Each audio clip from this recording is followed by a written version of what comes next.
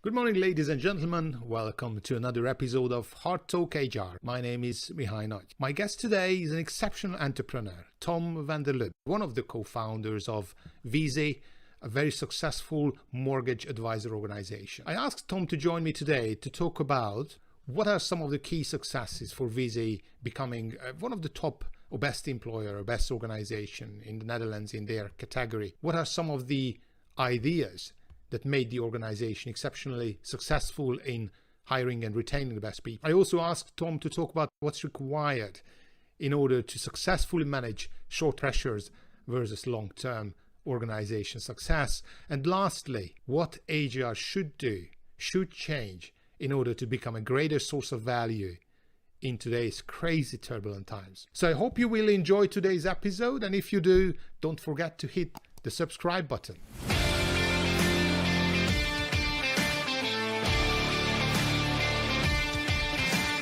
At Hard Talk HR, we bring you fresh ideas and inspiring content from around the world of work.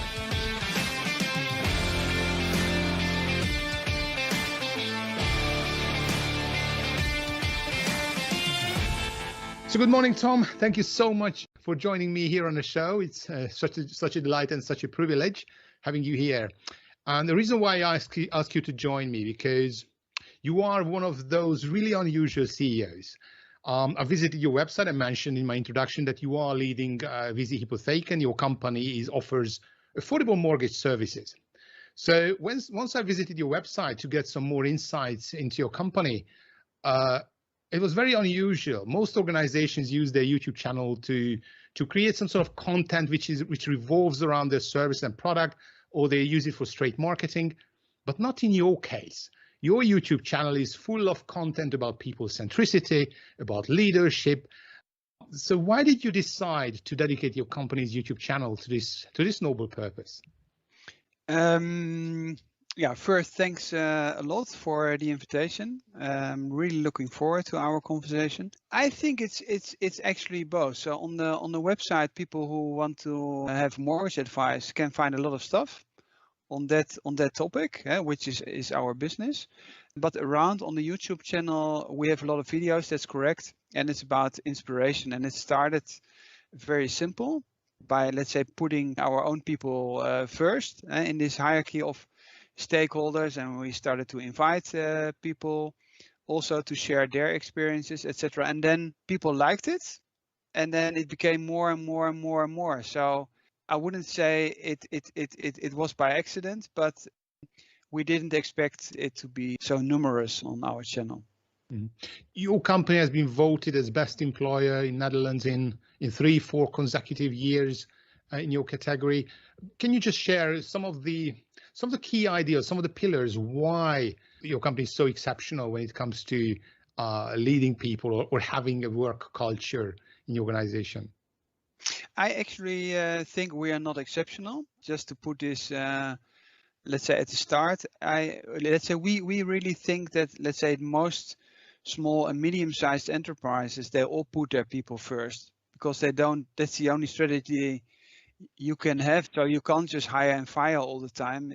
It's just too expensive. It doesn't make sense. It's also not possible because in the environment you're living as a small company, it's not accepted by your environment. So I think the problem is that the whole media is much focused on these big corporations and they only care about their shareholders. But in the end, I think they are the exception because in a normal environment, this egoistic way of acting doesn't work in the long term. So what did we do? Very simple. We just put our own people first. So our own advisors or our own employees, and just say to them, okay, you're totally well equipped and well educated to take care of your customers. Do whatever you think is right, which is very simple. And that works. And then the clients are happy. And in the end, let's say it works pretty well, and perhaps also the shareholders are happy. And we always had this starting point of let's try to change this financial industry. But I wouldn't make it more complicated than it is. Mm.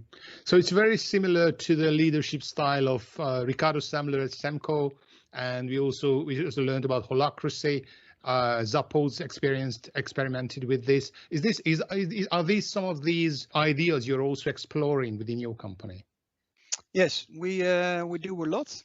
So it's, let's say, we built in the end our own model, but there's a lot of teal of it inside. Holacracy, sociocracy. Holacracy comes from sociocracy. There are principles from the way states are organized. For instance, you called me the CEO. I'm not actually. So we have this rotation principle, which we know from ancient Greek, from Athens, or you still have it in the Swiss government. So every year there's another one who is a chancellor. So I just gave up my role. A colleague of mine is taking care of this. You call it a lead link in holacracy, but it's a rotation principle which normally doesn't exist in holacracy. So it's just taking all different parts together. But I would again say it's probably common sense. So it's the fact that, for instance, this rotation principle is 2,500 years old and was also used in the Roman Senate or in Athens, says something about the fact that it's not so innovative. The questions of power and how much power do you give a one individual at the top of an organization, these questions are as old as history. You use common sense, but unfortunately, common sense is not very common. what I've experienced. What are some of the, obviously we know the advantages of decentralized decision making and now the sort of the holy grail of corporate agility. Everybody's trying to be more agile, more responsive, especially now in such a disruptive times. What are some of the advantages and disadvantages of such a decentralized decision making or holacracy in your case? What is there anything you could share with us in this regards? The starting point would just say it's nicer. So for everybody, it's just nicer. So just take one example. If a team has the freedom to hire their own colleagues, it's just nicer for everybody because people in the team decide together, shall we get this person on the team? Do we like this person? Do we think it will enrich our team? But it's also nicer from a, let's say, classical point of view. Why would you, if you are far away in a vertical structure, be willing to discuss which person they should hire? I mean, you can save an enormous amount of energy and time by just letting go. So, and just leave it to the people. And if they would, let's say, take in a negative way a negative solution, they were responsible for that negative solution, and they will also find a solution to solve it again. It's not, no, this guy from the HR department, he hired somebody for our team. We knew from the start that it was a wrong person, etc., etc. You don't have this whole mess. So why make it complicated when it is so simple? Interesting. We recently had a conversation, and you mentioned that the keywords we should be using, especially you mentioned large organizations. I kind of disconnect from their people, which is in an SME environment is common sense. In large organization might not happen very often. And you mentioned the keyword we should be talking about, especially where we are still in a pandemic, is solidarity. Why do you feel it's such an important topic? Why should we focus on solidarity more than ever? Because it's the human center of where everything is about. And the example I always take is if an elderly lady is waiting on one side of the street, everybody feels immediately that you go to this lady and you will help her to cross the street. Why would it be in another environment which is called company different? So it's always about, let's say, thinking about somebody else. It's always about altruism. It's never about egoism. So if we consider egoistic behavior counterproductive and not acceptable, why do we accept this as a leading principle in our companies? Because, for instance, only caring about shareholders and not about your own people. So laying off your own people because of your shareholders is an egoistic approach. Why do we consider egoistic approach when we give it a different name to be something which is positive?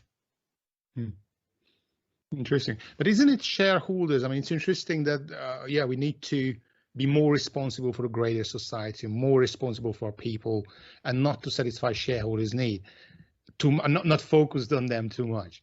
But then isn't it that shareholders dictate? So how do we balance it well, the short-term pressures which corporate executives need to deliver versus the long-term objectives versus in order to leaving a better place for the humanity as a whole that might go against the interest of the shareholders? What's the right way to balance it, and what's the best way to expand that sort of to raise that level of sort of a sense of responsibility and human consciousness? The long term is always better than the short term, and even if you would frame it in a financial way, companies who try to avoid layoffs in times of crisis, they create a higher shareholder value than if you, in a kind of instinctive reaction, lay off people immediately.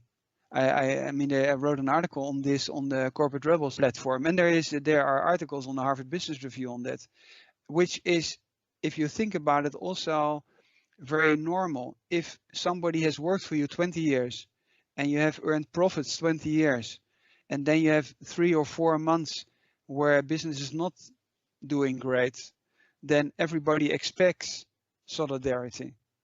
So you always want to be treated by somebody else the way you would do the other way around. So why would you act differently?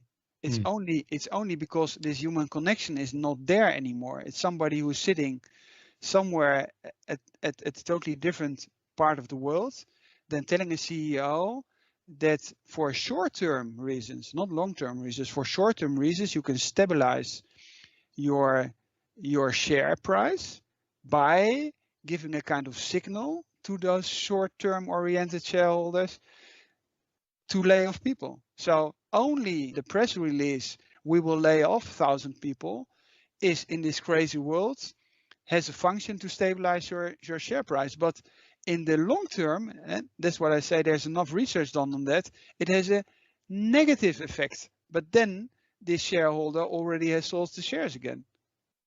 I fully agree with you. I mean, it's all about ego. It's all about corporate greed that sometimes lead to the wrong decision makings. And it is my hope that the world will eventually change. Maybe I'm naive, but I even want to say, if you are really greedy in the long term, then it makes sense not to lay off your people. So if you want to maximize your shareholder price, it really makes sense from a financial point of view to act in a human way. If you act in a human way, and if you treat your people well in times of crisis, people stay productive, which is also understandable, because if you fear that you will be laid off, you lose a lot of productivity. But people are also thankful, and there is this kind of collective effort to grow the company further. I mean, if you lay off your people, you know that after the crisis, half a year later, you have to hire them all again. And you have to onboard, you have to find them, you have to onboard them. But also this whole idea that there is no solidarity. Why should people be committed to your cause as a business owner to help you to earn money if the other way around, you don't care about your people? That just doesn't work. Exactly. It's really what I mentioned previously. It connects to the previous question. I'd say it's about the raising the level of human consciousness beyond our sort of physical boundaries of bodies as human beings and the boundaries, imaginary boundaries of our corporations to include the greater society, to include humanity, because we are both fathers of young children, and we are probably okay. But honestly, I'm quite worried about the future of my daughters and the future of my grandchildren and future of my great-grandchildren. Probably I'll never even meet them. Yeah. But I'm still conscious about making sure that there's the mark I leave behind is something they can be proud of, and the world we leave behind is still something which is livable for them and by them. So the real challenge, and now we are going a little bit philosophical here, is how we caring and solidarity and empathy. It's easy if we expand the boundary of our own consciousness beyond our own physical body to the other person, to the organization, to the greater society, and to the entire humanity. So the real challenge is how to, because shareholders dictate very often to make sure there is sort of quarter to quarter the organization wins. Yeah. But how to educate the shareholders that actually it's against your own interest in the long run. It's not just the short term matters, it's the long term that matters most. Yeah, the problem is that we are living in a kind of mental box, which is so short-term oriented and is also powered by a lot of management books, which are all very short-term oriented. It's very difficult to leave this mental box. So it's more that we should zoom out. And what I find very interesting is that what we used to call primitive cultures, people always had in all those cultures a consciousness about the long term. So in a lot of cultures, there is a kind of law that you have to think 6 generations further or something like that, or you need certain intervals or certain time that nature can recover from something, this kind of stuff.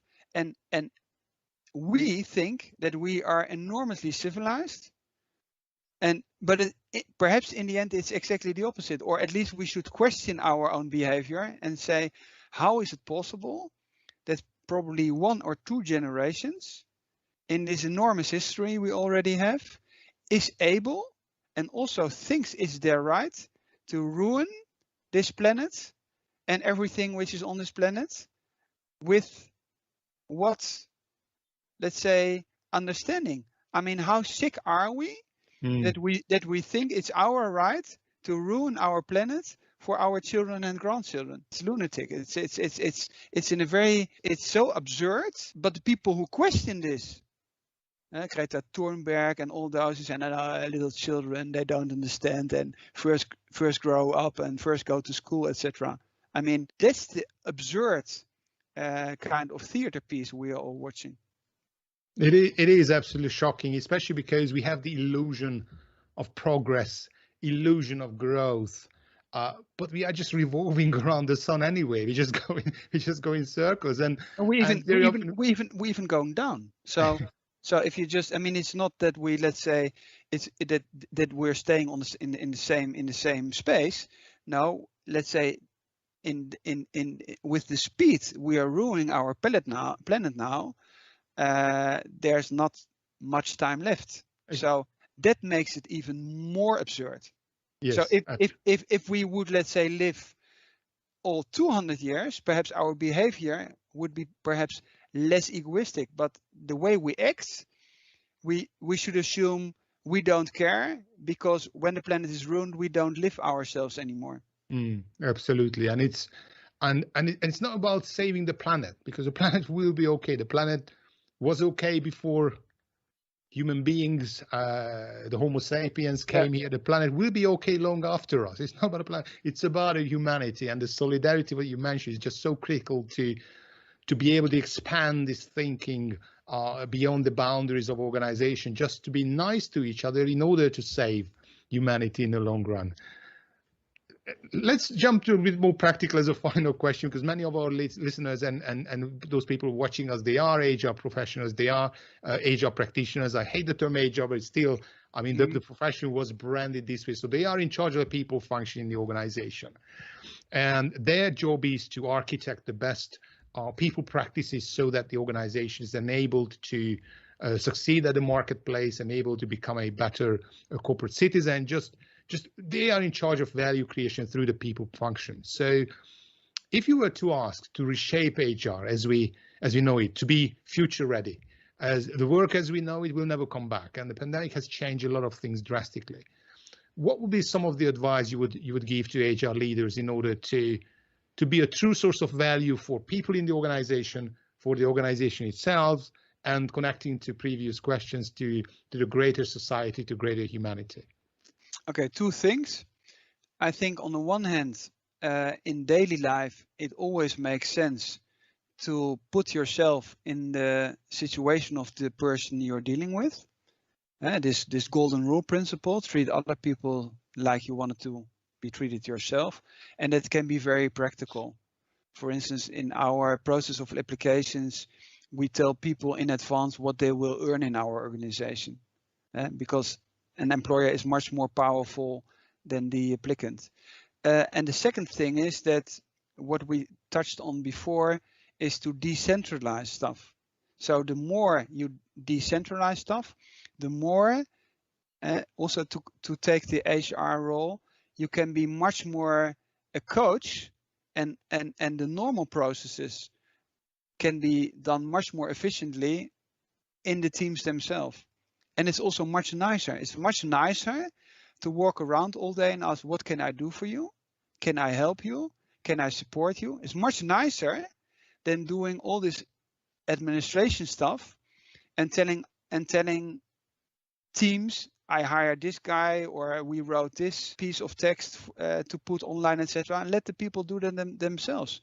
Makes also your own life much nicer and much more rewarding. So go for the I would say for the more human way of dealing with this whole idea of HR. Brilliant advice. Cut through the bureaucracy, cut through the red tape.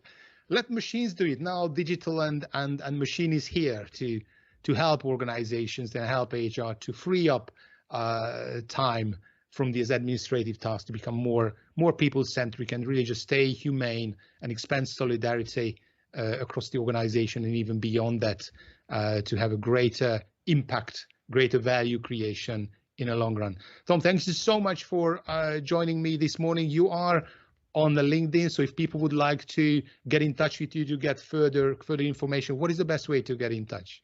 Yeah, everybody can contact me. I will always accept. And all the stuff about us, everything is shared on the internet, so there is no secrecy. So you can always Google my name or the name of the company Viisi together with, doesn't matter what term, and you will always find articles or videos or etc. SlideShare, everything is transparently accessible. Wonderful. Thank you so much for your time, ladies and gentlemen. I hope you enjoyed today's episode, and if you did, don't forget to hit the subscribe button.